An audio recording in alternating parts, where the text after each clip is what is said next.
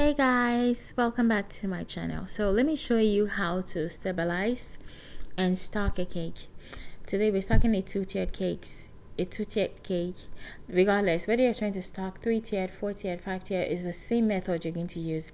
And this is going to be a buttercream cake.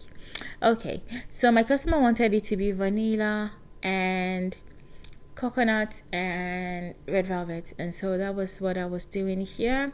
So I'm just tucking the cake together. So I want to assume if you're watching this video you kind of already know how to stack a cake, yeah? So I just stacked it like you would normally stack a cake and then covered it in buttercream, yeah? And then when we're done, we're going to leave that in the fridge. Usually I like to leave it for like maybe till the next day, but sometimes when I don't have a lot of time, I'll leave it till, maybe 2-3 hours. Okay, so when the cake was like, when I was done stacking, by the next day it was already firm and everything, and I wanted to make sure it was stable. So I have this leveler. You can buy this on Amazon or in those stores where they sell stuff for bricklayers and stuff. You can buy that there.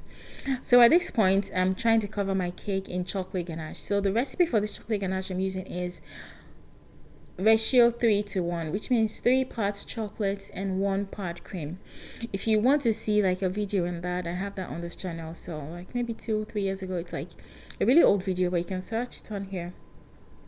Anyways, the reason why I'm putting chocolate ganache, even though she wants a buttercream cake, is that this keeps your cake extra stable, especially if you do not do delivery. If you do pick up where the customer comes to pick up the cake, and so that you won't be worried, you won't be so scared that maybe it might fall apart before they get home and everything. You want to make sure it's extra stable. So what I like to do is cover it in buttercream like I will just a normal crumb coat, and then I'm going to put a layer of white chocolate ganache. And it's a win-win situation because white chocolate ganache is really delicious. So, and it adds like some extra flavor to your cake. So if maybe the customer wanted maybe chocolate and vanilla or something that has chocolate in it, I would use milk chocolate ganache, but in this case I'm using white chocolate. Okay, so this is for the cake going on top, and I already covered in buttercream the day before. So I'm just trying to make sure it's leveled like I did the first one, and then I'm going to cover it in chocolate ganache again and then put it in the fridge. For this one I felt like it was a little bit bent, so this is the time when you get to be able to adjust it so that like your cake won't be bent or slanty or like tilted in any direction. So that's just what I'm trying to do here. I'm trying to adjust it, because once you apply the ganache it's going to stay set and it's not going to move. So you want to make sure you adjust it before ganaching. So at this point I'm just going to ganache my cake so it can be nice and firm. And make sure not to do this when you just apply the buttercream. Make sure to leave the buttercream overnight or at least for a couple of hours. Okay, so once we are done, I'm just going to put that in the fridge, and then I'm going to stack my cake.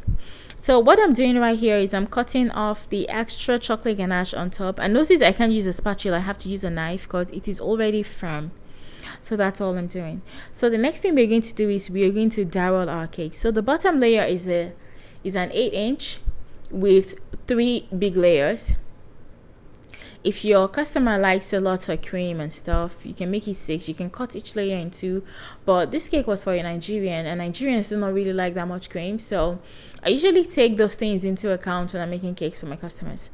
Okay, so now it's time to dowel. So I'm using these dowels, and they are 12 inches long. So what you want to do is take one dowel and stick it in so you can see the height of the cake. So you're going to mark the height of the cake on the dowel and cut 8 pieces of dowel in that height, if that makes sense. So that's all I'm going to do here. I'm trying to make sure I cut 8 pieces of dowel in that height. Sorry, I'm dancing because I was listening to Burna Boy.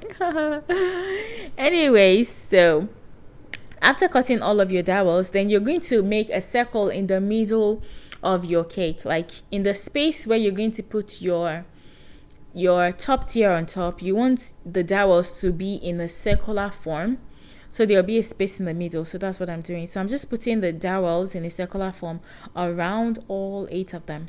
So once you're done doing that, the next thing you want to do is take another long dowel, a longer one that you haven't cut, and you want to cut it to a certain height that it kind of protrudes out of the bottom cake and protrudes into the inner cake, the top cake. So usually you want that to be quite long. So that's what I'm trying to do here. You want it to be a lot longer than the the dowels for stability. Yeah, so this dowel is majorly to hold the one on top in the space. Yeah, so the next thing I want to do is I'm going to take some of my remnant chocolate ganache, stir it up and make sure like it's not grainy or separating, and then pour that in that middle. So that way before it like gets hard, as soon as possible you're going to put your top layer on top of that chocolate ganache so that it can set with the with the cake on top of it, if that makes sense, kind of like a glue. Yeah, so that's what we're going to do. So for this cake there is a bottom cake board under it, but I made a hole in the middle, so it's through that hole this tiny dowel is going to pass through, so that way it makes your cake extra stable. Yay.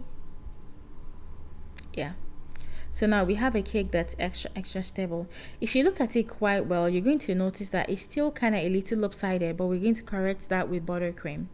So this client wanted this cake to be royal blue, and she wanted it to have like some patterns, and she wanted me to freestyle on it. I really enjoyed making this cake so much. Yeah, anyway, so I covered the cake in blue buttercream, and if you're doing a double tiered cake that you're covering in buttercream after stacking it, what you want to do is cover the top first before covering the bottom. That way you can make the top stand really upright and fix all of the whatever problems you see on it before you do the bottom. It makes it a lot easier.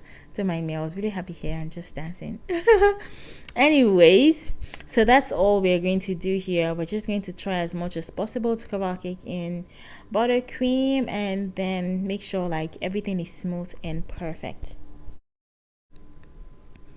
Okay, so now we're just trying to cover the bottom just like we covered the top, and then that way everything can be perfect. And when I was done, I took my time to decorate my cake. I did some brush embroidery on the cake and also used some molds to make certain patterns, and then added the customer's name. She was going to be 50. She really loved this cake.